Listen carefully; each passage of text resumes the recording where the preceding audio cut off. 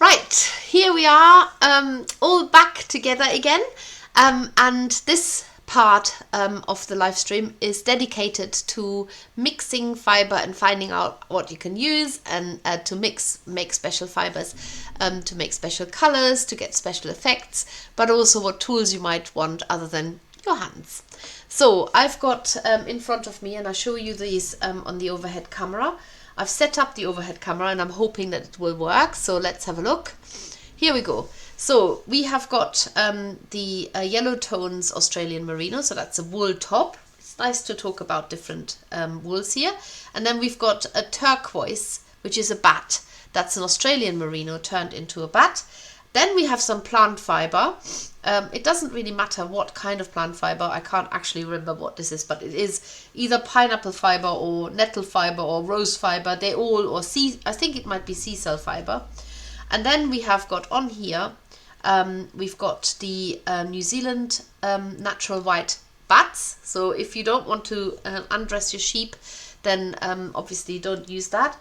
And then we also have got on this sheep here some sari silk, and we call this fireworks. I absolutely love this, and I will undress the sheep a little bit because this is just too good to miss. And we also have, very well contained in a little bag, some Angelina fiber, which is quite sort of minty green, very sparkly, very lovely. And the idea is that we can make up new colors, we can make up new textures and give special effects to the fibers that we have got. So just starting out very simply, did you know that yellow and blue makes green? Yes, of course you know that. But did you know that you can actually make this yourself? So to mix fibers by just using your fingers, you want to use very small quantities. And I apologize now, I'm in the war zone. Moving house and business has given me a big scratch on my hand. And then this morning I went to the gym and I PB'd my deadlift. For those of you who don't know what I'm talking about, don't worry about it, but I bruised my thumb by holding on so tight to the bar. So I do apologize for the state of my hands. I never claimed that I am well manicured. So you want small amounts, especially when you're using your fingers. So I've got sort of similar amount here of that turquoise and of the yellow, and I'm going to overlay the two, and now I tease them apart and overlay them in the same direction again. So this is the best way to mix fibers is by always going in the same direction. If you don't do this, what will happen is that the wool starts bobbling, and you want to imagine that you're trying to align the fibers whilst you're mixing them. So even though you've got a much longer fiber in the Australian merino, in the wool top here, and a shorter fiber in the bat, you can still mix them quite thoroughly by just keeping going. And then it's just a question of perseverance. So you need to just keep at it to mix the fibers as best as you can, so you get a completely new color. And sometimes what can happen is that you realize you actually need a little bit more of one or the other color. It's like painting, mixing with paint. So you can just add a little bit more into it. So I want this to be a little bit greener, and I'm going to put a little bit more yellow into my mix here. If you have taken off too much wool, then just split it and work with a smaller batch. There's no point fighting it because you're just not going to win. So split it and work with a smaller batch and get the desired color that you want. I love the mixing technique because often we do need to just get a slightly different tone, whether you're working to make an animal. Often when you look at animals, they're not just a single color. They actually have a lot of variations of the same shade, and you can mix the different shades so that you get exactly the one that you actually want.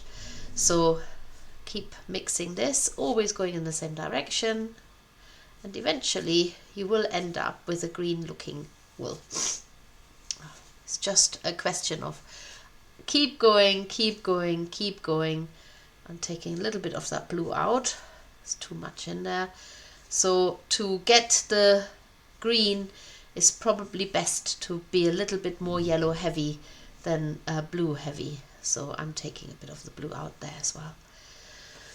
And sometimes when you mix it, you can't actually see making any progress. So in that case, you need to just look away and look at it again, because you might just think this is never going to be green, but actually it has already turned green. You just hadn't noticed because you just keep looking at it. You can't see the change taking place. So I'm quite happy with this. If you have a black and you want grey, add a little bit of white. If you have red and you want pink, add a little bit of white. It works with all the colors, so you can mix with the base colors, which of course are yellow, red and blue. You can make all the colors like orange, purple and green. And the same principle applies if you want to add a bit of Angelina fiber. Tiny amounts. We all know what Angelina fiber is like. It's very, very, very sparkly, and it is everywhere if you use too much. So use small amounts and mix that in. Angelina fiber does not felt in its own right, so you will want to mix it definitely into wool so that you can felt it.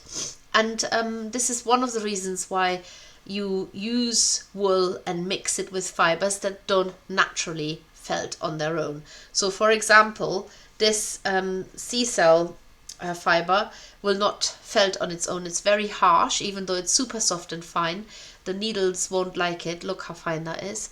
So you use this and you mix it with other fibers so that you can actually use it. But it also, because it's a very lustrous and very shiny fiber, it's lovely to mix into another wool, because it lifts the fiber a little bit, and it adds a different kind of shine. Well, in this case, it adds a little bit of sheen into the fiber. It's almost a bit like silk. So you can see how much more. I don't know what a lovely effect it has, just adding it into that yellow. Now I'm going to show you this one here, which is this is a recycled sari silk. So this used to be a sari, a garment, and I love this because it has got so many different colors in there, but you can't really see them until you start mixing it. They really pop out. So I'm going to mix it into this color here, and as soon as you do this, you see the green and the blue and all the bright colors. They are literally just popping out as you mix the wool. Mixing wools to make flowers is a great exercise, because flowers often have these really bright colors that don't come out so easily unless you sort of mix the wool a little bit and make it like a really vibrant color. So for example, mixing red with pink makes it like a really extra shiny, lovely color. And this, you wouldn't think that this is in there now, because all you can see are these splashes of colors that are popping out. Look, there's green and blue and orange and pink. Even though the whole strand looks mostly pink or purple, actually that kind of gets so diluted that all you can see are these really bright, lovely colors in there. So it's always a surprise how things turn out when you actually mix them. I'm just going to blow my nose. Excuse me doing this. My hay fever has definitely got the better of me today. And it doesn't matter whether you decide then to mix something else into it. There's always scope to add something else. So now I'm also going to show you that you can actually use a carder. This is a hand carder, and I'm just trying to find the same size. I've got a big basket full here. Is that it? Yeah. So it's easier to use two to mix wool, because you can use them against each other. So I'm going to show you this as well now. So say you want to add a bit of sparkly stuff into this blue. Start with that. So what you're going to do is you're trying to aim to put the wool from one carder onto the other. And then taking it off again. And again, it's best to work with smaller quantities. And when you think you've done that, you can take it off and you can see that you've got a nice mix here. Now, you can use one carder, and the technique if you use one carder is called flick carding. And to do this, can sometimes sort of get your finger a bit. I'm just going to take all of this off so I can show to you how flick carding is done. So for flick carding, you can use your fibers and lay them on, well actually you don't lay them because we're only using one. Let's use a little bit of that blue again, just so that I can show you the flick carding. So you want to do this. So you're flicking the carder against the wool as you are holding onto the wool. It's almost like you're brushing it, but at the same time you're mixing it. So if you only have one carding brush, you can still mix by using the flick carding method. It does work. It hurts a little bit when you sort of brush against your fingers, but it's nothing too bad. And of course you can always use your fingers again. So you can, so what to take away from this, I have a look at some of the comments here as well, because there might be some questions. I'm just going to pop these here, what I've sort of mixed. So I haven't undressed this sheep. That one is safe. This one is half naked, so we just wrap that around again. Absolutely love this sari silk. It's so nice. You can get different colors, like plain colors as well. And it's sometimes it's really you want to find out what happens if I mix this. You know, what color will come out of it. Just use a little bit and just have a little go, because you never know what comes of it, especially if you've got bits of wool that you look at this. That's a nice color, isn't it? Interesting. I love that sari silk. So interesting to mix. So that is all done with basically just these fibers here. There, not even the white, just a bit of that and some Angelina fiber, and you get a whole new palette. Look at the colorful variation you can get just by using these bits here, and there are endless possibilities, endless, absolutely endless. So I'm gonna just have a quick check-in to see if there's anybody who's got any questions so I can answer them. Yes, those carders, they do look like dog's brushes, but I don't think most people don't use these for dog's brushes anymore. Sorry, I'm just trying to catch up. Oh, Michelle says, definitely need a Steffi visit up in the northeast. Yeah, you tell me where to go and when, and I'll be there. Loved the dog packed in the box. The dog packed in the box. The dog packed in the box. Did we pack a dog in the box? Diane, tell me what you mean. Jane says, hi Steffi, I'm at work. Oh no, I've read all of this already. I made it just in time, says Hannah. Oh, nice to have you, Hannah. Angie says hello. I love the way you pronounce my name. A lot of people just call me Joanna. Yes, so I had a friend, one of my childhood friends was a girl called Johanna. We were in and out of each other's houses all the time. In fact, I was more in and out of her house because she had a really, really big house and a really massive garden, and her parents were both vets, and she had a swimming pool in her garden, and goats in a shed, and a donkey, and a big rhubarb bush that we sat underneath and ate rhubarb, dipping it into sugar. Whereas I just lived, my dad was in the German army, and we lived in army accommodation, which was pretty dismal in comparison. So yeah, I was definitely at her house more often. So Kate says, I'm mixing the blue and yellow but still have lumps of blue.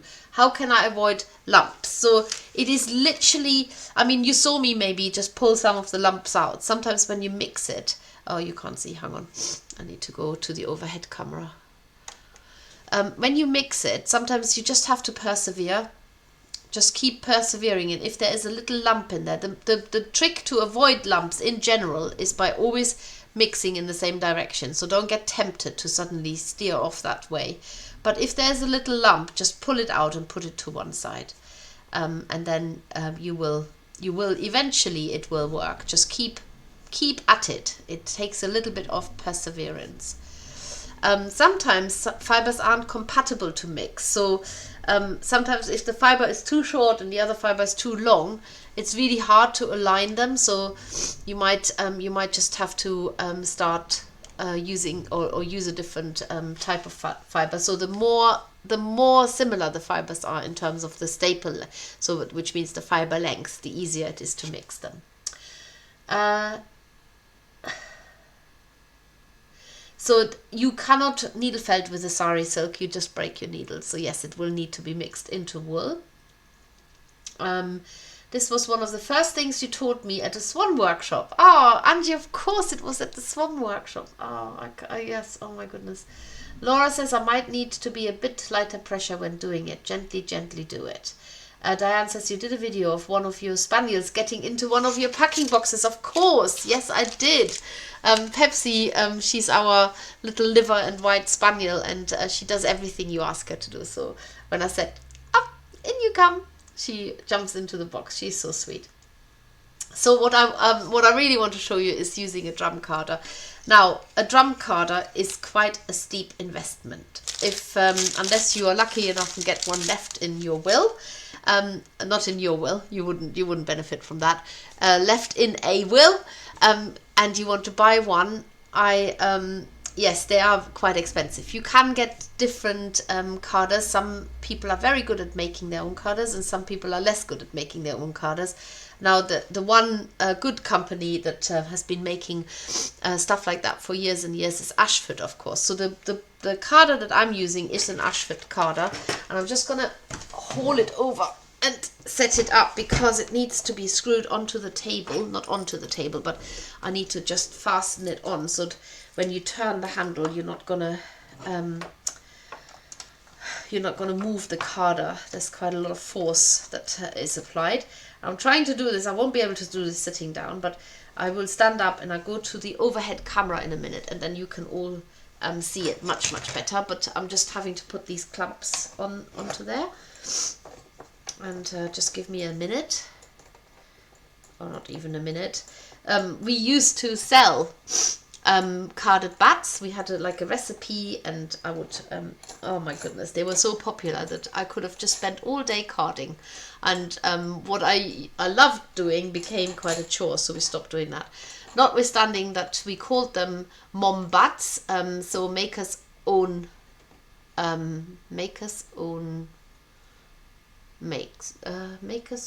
can't even remember what the M stood for. Make us own I don't know. Anyway, we couldn't advertise this, or we couldn't even talk about it on Facebook because they took it down and said it was of an adult content, and I couldn't work out what the heck were they on about. But anyway, when you've got a minute, just look up Mombats in a sort of colloquial dictionary, and then you know why. But anyway, that's not something to obviously we ever had in mind. So I'm going to the overhead camera. Wish me luck that it's all set up right. Yes, here we go. So I'm just going to move that over a little bit so you get the full benefit of the drum. And actually, it needs to be a bit. Can I move it? Need to be. Oh, it doesn't matter. I don't know who put a cup on there. I would never notice that until I looked in the camera. So to make a nice mix here, the advantage is that you can mix much larger quantities. So I've just popped in there a burgundy color. That's too close. I just need to go a little bit. Oh no, unscrewed it. The handle isn't getting past my thingy here. It's all right. I've got it under control. Let's try that again. Yes, that's better. So let's get this sort of, sometimes you have to give it a little bit of an incentive to start taking the wool in. So once the second drum gets a little bit filled up, and I'm popping a red in there as well. Yeah. And I'm just feeding it in so that at the moment I'm filling that second drum up. Now there are different ways of doing this. I've done this forever and ever exactly this way. So what I'm actually going to do is I'm going to mix in a little bit of this flower garden, because it's so nice and colorful, that I'm just going to take bits and lay them out. You can design the wool beforehand, you can all lay it out like this, but I like doing it very slowly. So add a little bit of this in there and see what happens, and then maybe come from the other end to do some of the lighter colors here, the oranges and yellows. There we go. In you go. Pop that on there. The one thing you mustn't do is overload it, so yeah, go steady, but you also need a decent amount to actually get going. And of course, I mentioned sari silk earlier. There is a really lush yellow here, which I'm going to use because that adds a bit of sheen to it all. Get that in there as well. Yeah. Oh, look at it, looking good. And then just for the fun of it, I'm going to pop all of these in there, because these are the ones that I've just mixed. Let's just pop them in there, get a bit of Angelina fibre in there as well, and then get it all on that roll. Now, when you take it off, you have a machine, not a machine, like a poker like this, and you literally split it off like this. Now, the first lot is never the perfect lot, and so you will have to run it through it again, but I love even the first bit. I love. So I've got a carder here that I used earlier, and you can just take it off the drum with your carder. You can't actually see what I can see, but oh my goodness, this looks good. I'm loving the look of this. It looks like midsummer fireworks. Look at this. Isn't that amazing? And then you've got this side, which has got all the colors going. So I'm going to pop that straight back in again. So sometimes you have to run it through 2 or 3 times to get a proper mix. You don't want to run it through too often, because then you lose the variation of it, unless that's what you want, especially if you're going for a very plain mix. I'm going to just go in here and get these fibres so that they go onto the big drum. Oh, just get them brushed on.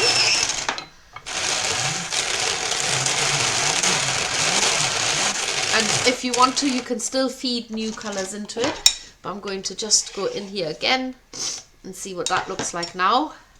Oh, it's a shame that you can't see what I'm taking off. Let's move this along a little bit like this. So I need to fasten it onto the table again.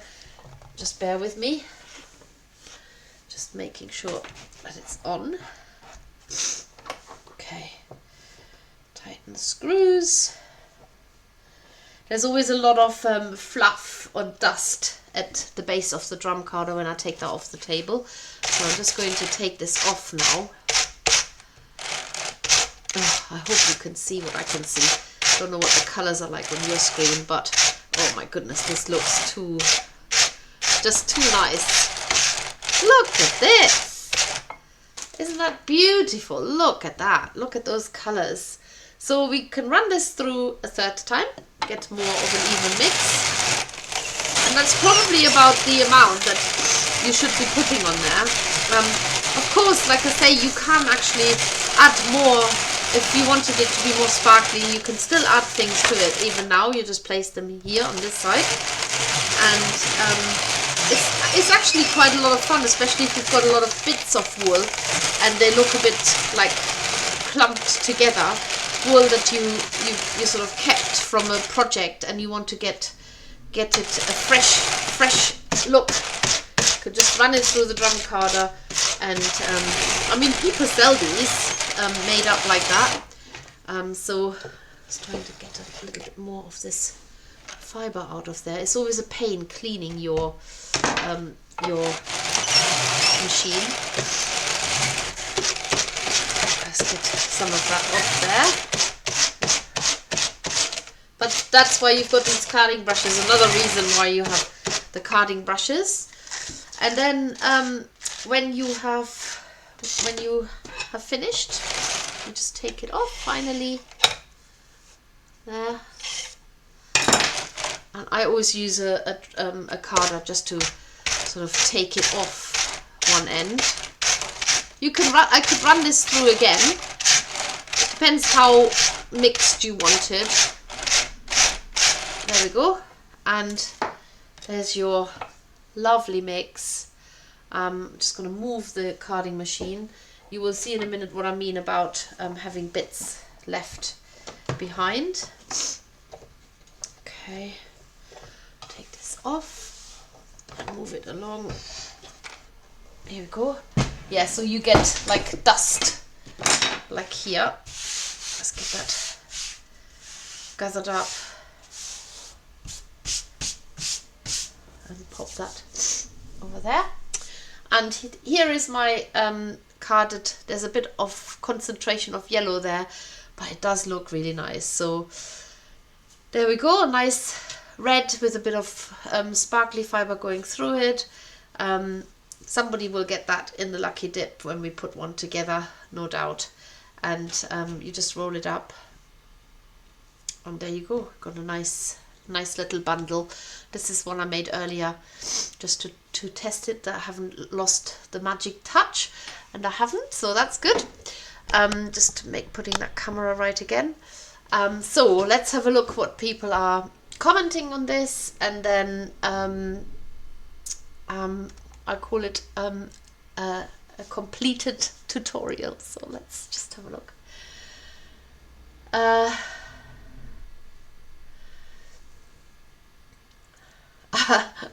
Sorry, Diane says, just been looking at prices for wool carders. Wow, yeah, they are expensive. I will be honest, and all I will say is, if you buy, you can buy them. People make their own, but you can also end up with real rubbish. So it might be better to just save your pennies and buy a new one. It is also quite hard work, the turning all the time. So just be prepared, it is manual work. You can get them automatic with electric motors, but they're definitely more expensive. So, that would make wonderful mermaid tails, says Johanna. Sharon says amazing. Tanya says I could do that all evening. So Claudia says, wow, that looks amazing. Jane has joined us late. Jane, it's so nice to have you here. I hope you're well. So yes, so anyway, I think that covers pretty much everything that I have to say about mixing fibers. And if you come to our retreat in July, you will be able to have a go at using the carders.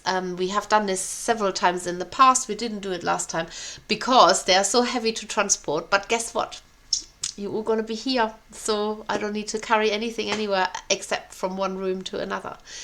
And that's probably everything I've got to say about mixing fibers. So have a go, have a little play, keep at it, and just play, just experiment, try different colors, get your little tufts of wool out of your stash that you don't know what to do with it. And if you feel that way inclined, the drum carders are definitely a fun investment, but they are not cheap. However, you can have a go at ours if you come to our retreat. And that's all I've got for you tonight. So have a lovely rest of the day, rest of the week, rest of the month, rest of the year, rest of your life. And I will be catching up with you very, very soon. Take care, everybody. Lots of love. Bye-bye.